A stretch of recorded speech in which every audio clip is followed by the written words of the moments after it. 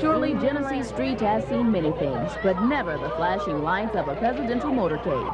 It brought those who gathered into the streets in a strained attempt to get just one look at the president. We saw him. You did? You saw him? Yeah. He waved to us. Wilson, I am privileged to present to you the President of the United States. Inside, they had a better view. A select number of students and staff shared this academic pep rally with the most important man in this country. I felt great. I mean, I never got to see a leader before. I'm from Laos. I never got to see any leaders in Laos or anything. It felt great. But the pep rally came last in the president's visit to Wilson. First, he toured a computer science classroom, and Mike Mahalik became the only teacher in the city to have this president visit his class. It was fun. He's very easy to work with. Both of his advanced teams had told me that he was very, very easy to work with and very comfortable around kids, and he really is. From there, something more official, an education panel discussion. School Superintendent Peter McWalters was there, and so was Kodak President Kay Whitmore. Some nationally known reporters were also on hand.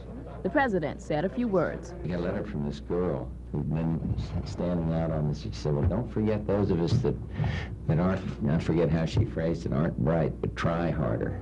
And we were saluting, in this instance, excellence and listening carefully and hoping to use what we learned there to make a national example, as we'd like to do from this experience. In 40 minutes, the school visit was over, and with a few handshakes, President Bush headed for his motorcade. Sharpshooters stood prepared, and then in a flash, the president was gone. Thank you all. Good luck. Good to see you. I just saw him in the car, and he did like this to me, and I did like this to him. Exciting. Yes, it was. I like having the chance to see our president, and I just think it's great to have him coming to Rochester. He looks younger. He's a lot nice. He's very nice. I didn't meet him personally, but from what I saw up there, he was very nice. He's a very nice person. And I was glad he came to my school. Donna Lacey, News Center 13.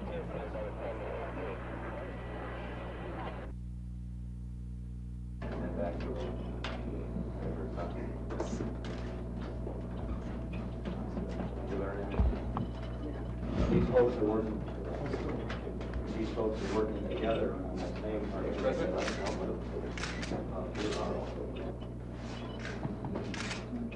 And I thank you very, very much.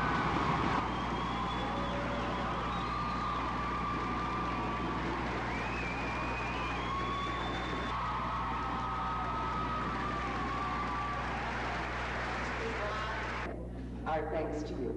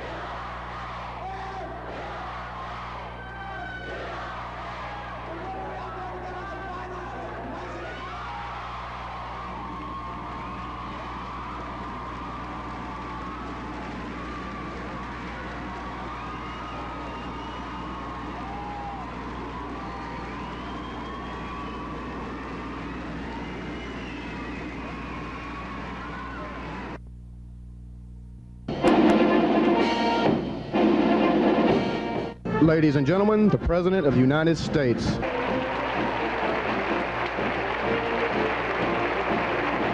sat through a few more songs than planned by the Fort Drum Army Band in seats that weren't all that comfortable. But for some reason, when it's the President of the United States you're waiting for, you just don't seem to mind the wait.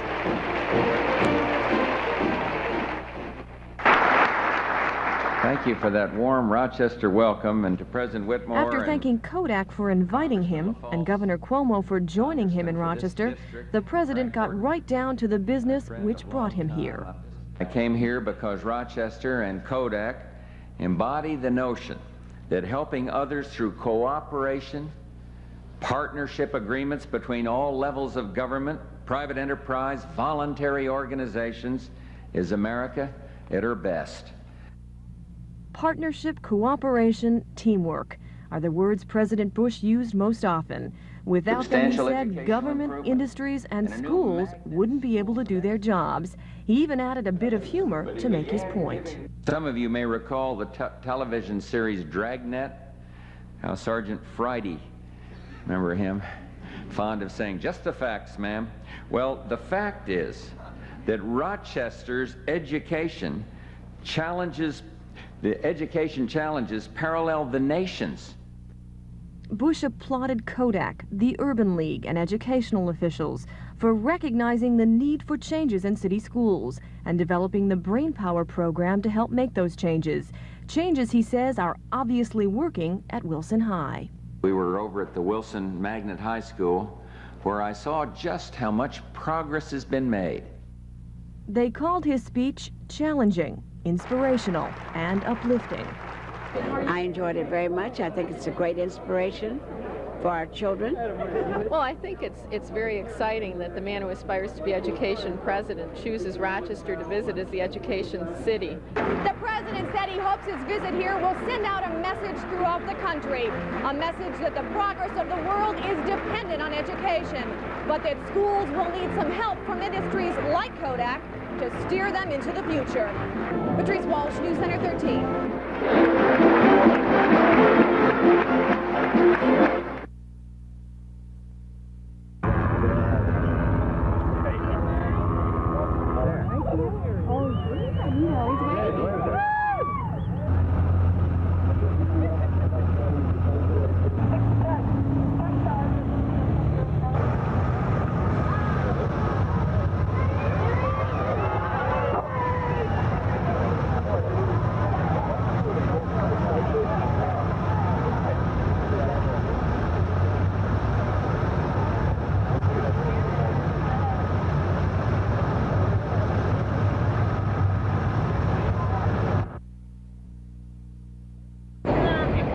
More than 3 hours before President Bush was to arrive, a section on the west side of the airport was being turned into one of the most secure places around.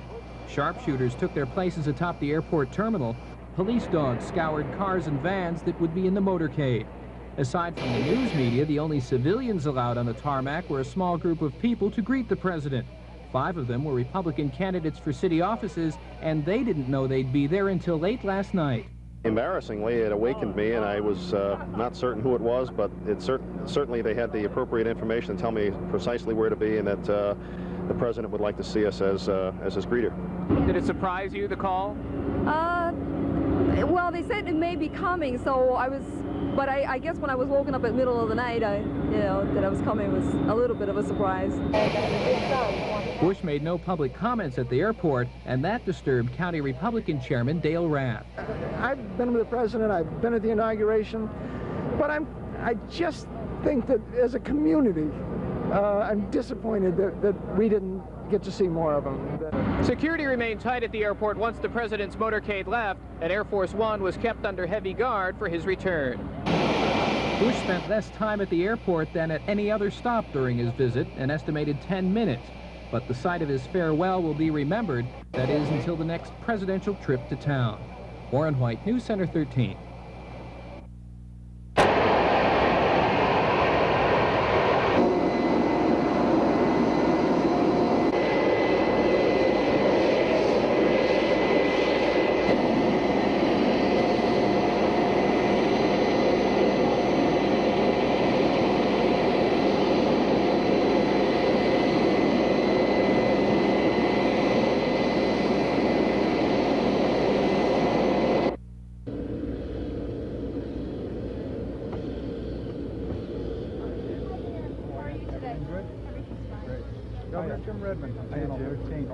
We put $56 million in our budget for magnet schools.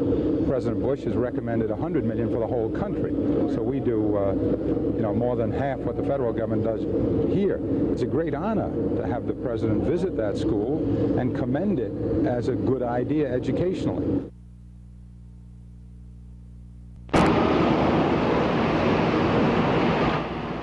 On this, the second consecutive summer-like day in the Flower City, Genesee Street is vibrant and alive.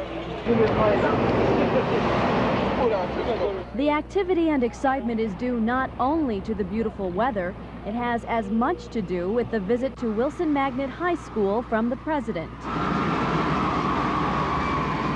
Things are somewhat back to normal after the presidential visit here on Genesee Street, but there are still many people talking about the fact that the president chose a school in this neighborhood to visit. That's great. Make it like Rochester can get on the map for once in a while. Did you guys know the president was here today? Yeah. What did you think? That was nice, but we couldn't see him. Yeah. We was at school. Derek Frazier made sure he didn't miss a thing. Staying home from school this day is an experience Derek will never forget.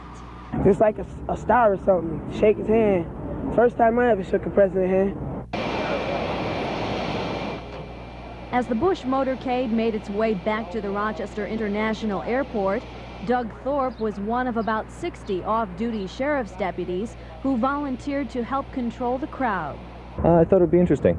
It'd be the closest I've ever come to a president, and it was interesting. I was probably 25, 30 feet from him when he came out of the gate.